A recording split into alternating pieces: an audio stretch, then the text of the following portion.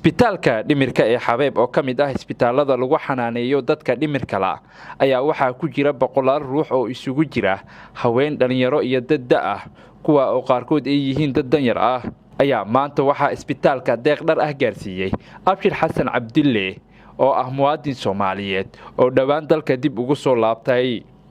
Abshir Xasan Cabdille ayaa sheegay in barnaamijkan yahay markii saddexaad isla markaana ay ugu talagaleen inay ku ciidsiiyaan dadka xanuunsan oo ku jira isbitaalka iyo shaqaalaha ka shaqeeyo. sharaf weyn oo aynan maartay markii saddexaad aan imaano xarunta maartay Dr. Xabeeb ee maartay dhimirka waxa maartay xusid mudan in maartay sanadkan uu sanadkii saddexaad yahay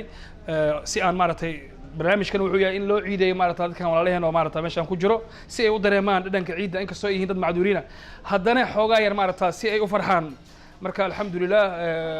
waxaan keenay dharka ay ku ciidi lahaayeen bukaanka halka ku jiro oo dhan iyo qayb ka tirsan shaqaalaha maartay howlwadeenada maartay ayagana maartay howl aad u weyn wada marka alxamdulillah hawshan waa howl hor u soo socotay sanadkan waa sanadkii 8aad laakiin Dr. Xabeeb waxa imaanayna waa sanadkii 3aad alxamdulillah. Dr. Xabeeb ayaa ka mahad celiyay deeqda maanta la gaarsiiyay dadka ku jira isbitaalka ee dhimirka la isagoo sheegay inay ku soo aaday xilli ay u baahnayeen deeqdan. waxaanu mahad celinaynaa Allah tabaaraka wa tacaala oo maanta noo suuro geliyay inuu u soo adeego bukaanka dhimirka la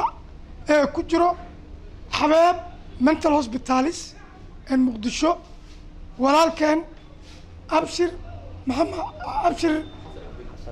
Xasan Cabdille Daynax waa sidoo sheegay waa markii saddexaad waa iidii saddexaad oo iida arafada